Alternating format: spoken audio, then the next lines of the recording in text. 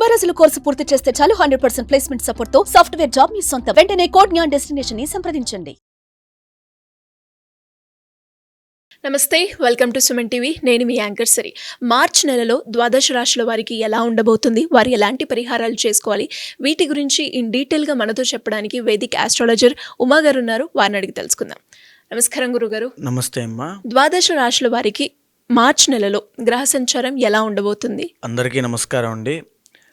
ఈ మార్చి నెల అంటే ఈ మాసంలో చాలా మార్పులు జరగబోతున్నాయి. ఎందుకు అంటే ఈ నెల ఆఖరిలో, ఈ మాసం చివరిలో శని యొక్క ట్రాన్సిట్ జరగడం వల్ల కొంతమందికి ఏలినాటి శని లేదా శని దోషములు పోతున్నాయి, కొంతమందికి శని దోషాలు పట్టబోతున్నాయి ఈ మాసం చివరిలో.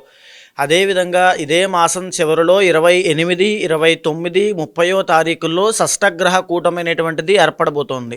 దానివల్ల ద్వాదశ రాశులకి 12 రాశుల మీద కూడా ఈ యొక్క ప్రభావం అనేది తీవ్రంగా పడబోతోంది. ఐదర్ పాజిటివ్ అయినా నెగిటివ్ అయినా ఖచ్చితంగా పడుతుంది.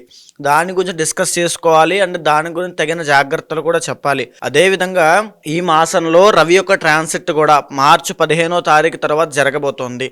మార్చి 15వ తారీఖు వరకు కుంభంలో సంచరిస్తున్నటువంటి రవిగ్రహ సంచారము 15 తర్వాత మీనంలోకి ఎంటర్ అవ్వబోతున్నారు. కాబట్టి దానివల్ల కూడా కొంత మార్పులు అనేవి ఉద్యోగరీత్యా, పదవి యోగాల రీత్యా ప్రతి రాశికి కొన్ని మార్పులు జరగబోతున్నాయి. అయితే ఈ మాసము గ్రహ సంచారము చూస్తే వృషభంలో గురుగ్రహ బృహస్పతి సంచారము, మిథునంలో కుజగ్రహ సంచారము, కన్యలో కేతుగ్రహ సంచారము, కుంభంలో రవి శనుల యొక్క కంజంక్షను. రవి మార్చి 15 వరకు మాత్రమే కంజంక్షన్లో ఉంటారు, ఆ తర్వాత మీనంలోకి వెళ్ళిపోతారు. మీనంలో చంద్ర, శుక్ర, రాహు, బుధుల యొక్క సంచారం నడుస్తోంది. మార్చ్ నెలలో ద్వాదశ రాశుల్లో మరి ముఖ్యంగా మనం మాట్లాడుకుంటే మిథున రాశి వారికి ఈ నెల మొత్తం ఎలా ఉండబోతుంది, వారు ఎలాంటి పరిహారాలు చేసుకోవాలి గురుగారు?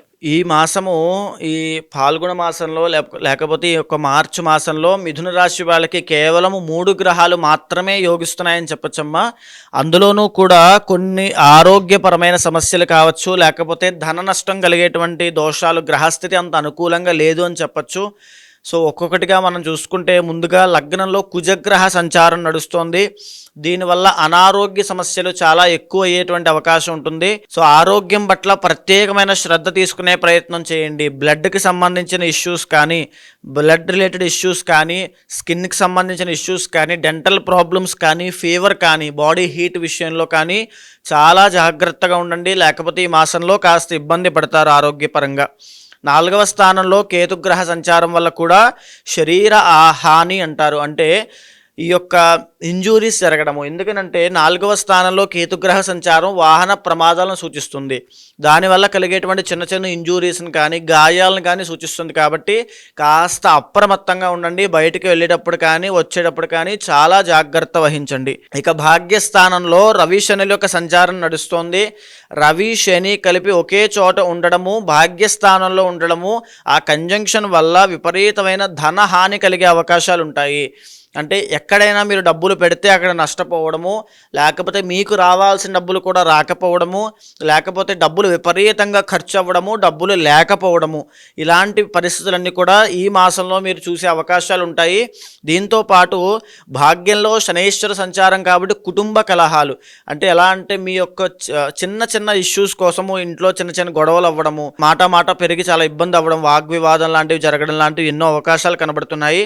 చాలా జాగ్రత్తగా ఉండండి. ఇక భాగ్యస్థానంలో కలిగేటువంటి రవిగ్రహ సంచారం వల్ల కూడా ఆపదలు లేకపోతే మనశ్శాంతి లేకపోవడము, ఇది మంచి సూచన కాదు. రవి శని కలిపి భాగ్యంలో ఉండడం మంచి సూచన కాదు.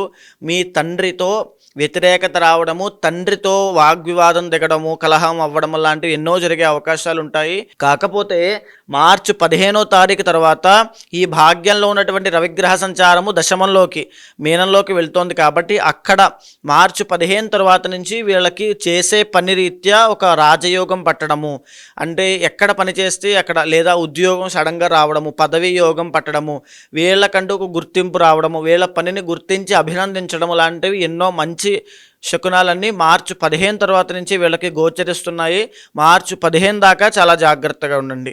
ఇక దశమ స్థానంలో బుధ రాహువుల యొక్క సంచారం వల్ల మంచి శుభం జరిగే అవకాశం ఉంటుంది. వ్యాపారం చేసే వాళ్ళకి అద్భుతమైనటువంటి రోజులని చెప్పచ్చు. అదేవిధంగా గొప్ప కీర్తి ప్రతిష్టలు వచ్చేటువంటి ఇది కూడా ఈ వ్యాపారంలో గొప్ప విజయాలు, గొప్ప లాభాలు పొందే అవకాశం కనబడుతోంది. ఎలక్ట్రానిక్ సంబంధించిన ఫీల్డ్లో వర్క్ చేసే వాళ్ళకైనా, ఎలక్ట్రానిక్ బిజినెస్ చేసే వాళ్ళకైనా అద్భుతమైన రాజయోగం అని చెప్పచ్చు. ఇంకా యాక్టింగ్ ఫీల్డ్లో ఉన్న వాళ్ళకి కూడా అద్భుతంగా యోగించేటువంటి అవకాశాలు ఉన్నాయి. కాకపోతే స్వల్ప విజయాలు మాత్రమే కనబడతాయి. శుక్రబలం లేదు కాబట్టి ఖచ్చితంగా మీకంటూ గుర్తింపు పొందే రోజులు ముందున్నాయి ఈ యొక్క సినీ ఫీల్డ్లో ఉన్న వాళ్ళకి. మిగతా వాళ్ళందరికీ కూడా వ్యాపారం చేసే వాళ్ళకి అద్భుతంగా యోగిస్తుంది. ఇక 10వ స్థానంలోనే శుక్రగ్రహ సంచారం నడుస్తూ ఆయన యోగించడం లేదు కాబట్టి కాస్త ఇబ్బందికర పరిస్థితులు ఉంటాయి. ఆడవాళ్లతో చాలా జాగ్రత్తగా ఉండాలి.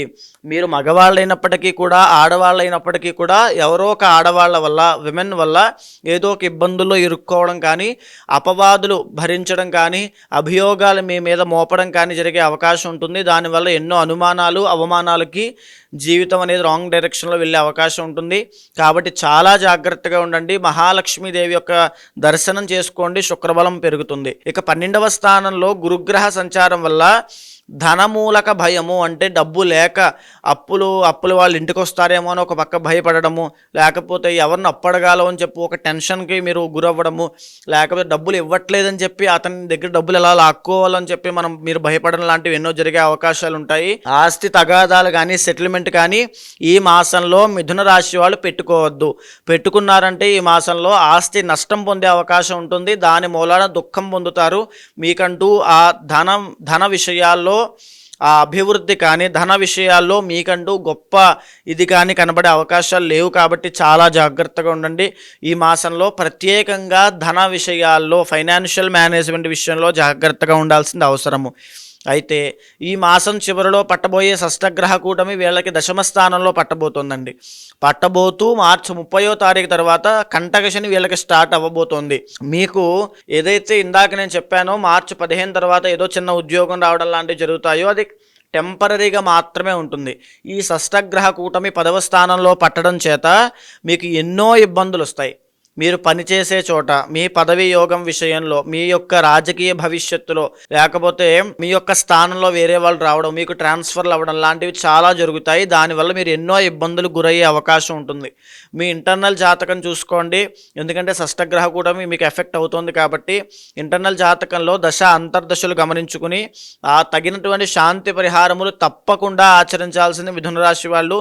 బికాజ్ మీకు రాబోయే రోజుల్లో కూడా గురుబలం అంతగా లేదు కాబట్టి, శని కూడా బాగా లేదు కాబట్టి 2025లో ఇబ్బందులు పడకుండా ముందుగానే తగిన శాంతి పరిహారములు ఆచరించండి. మరి వీరు నార్మల్గా ఏమన్నా పరిహారాలు చేసుకోవాలి అంటే ఏం చేసుకోవచ్చు అంటారు? వీళ్ళకి ఈ 2025 సంవత్సరం అంతా కూడా చిట్ట చివరి ఆఖరి మాసం వరకు కూడా గురుబలం లేదు కాబట్టి వీళ్ళు మరీ ముఖ్యంగా శివ ఆరాధన ఎక్కువగా చేయాలి. ప్రతి సోమవారం శివాలయానికి వెళ్ళి నమస్కారం చేసినా, ప్రదక్షిణ చేసినా, అభిషేకం చేసినా, అర్చన చేసినా, ఏమి చేసినా, ధ్యానము చేసినా అద్భుతమైన గురుబలం పెరిగే అవకాశం ఉంటుంది. గురువారము కేజింపావు శనగలు దానంగా ఇవ్వండి. జాతకరీత్యా ఎవరికైనా ఎలాంటి సమస్యలు ఎదుర్కొన్నప్పటికీ దానికి తగ్గట్టుగా పరిష్కారాలు చేసుకోవాలి అంటే ఏ విధంగా మిమ్మల్ని అప్రోచ్ అయ్యే ఛాన్స్ ఉందంటారు గురుగారు? తప్పకుండా అమ్మా. ఏదైతే మనం మాస ఫలితములు, వార ఫలితములు, తర్వాత సంవత్సర ఫలితములను మాట్లాడుకుంటున్నామో అది గోచార ఫలితంగా మన మీద 30 నుంచి 45% మాత్రమే ప్రభావితం చూపిస్తుంది. మిగతా % అంతా కూడా ఇంటర్నల్ జాతకం మీద ఆధారపడి ఉంటుంది కాబట్టి కంగారు పడాల్సిన పని లేదు. కొన్ని రాశుల వారికి యోగాలు బాగా డిసప్పాయింట్ అవ్వాల్సిన పని లేదు. కొన్ని రాశుల వాళ్ళకి రాజయోగం ఉంది కదా అని చెప్పి ఏ పని చేయకుండా ఖాళీగా కూర్చోవాల్సిన అవసరమూ లేదు. ఇంటర్నల్ జాతకం మీద వాళ్ళ యొక్క నిత్య యోగాలు, ఆ యొక్క దోషాల మీద కూడా ఆధారపడి ఉంటుంది. సో ఎవరైనా సంప్రదించాలనుకుంటే కింద కనిపించేటువంటి నెంబర్కి కాంటాక్ట్ చేయండి. తప్పకుండా మా వాళ్ళు మీకు పూర్తి వివరాలు ఇస్తారు. దాన్ని బట్టి తప్పకుండా ఇంటర్నల్ జాతకం చూసి దాన్ని గోచారంతో సమన్వయం చేసి ఏ సమస్యతో మీరు బాధపడుతున్నారో అది తెలుసుకున్న తర్వాత దానికి సరైనటువంటి పరిష్కారము, ఏదైతే పరిహారం పూజలు ఉంటాయో అవి చేయించి తప్పకుండా మీకు ఆ రిజల్ట్ వచ్చేలా చేస్తాను. ధన్యవాదాలు గురుగారు. నమస్తే అమ్మా. సుమన్ టీవీలో మీ పర్సనల్ అండ్ బిజినెస్ ప్రమోషన్స్ కోసం కింది నెంబర్కి కాంటాక్ట్ చేయండి.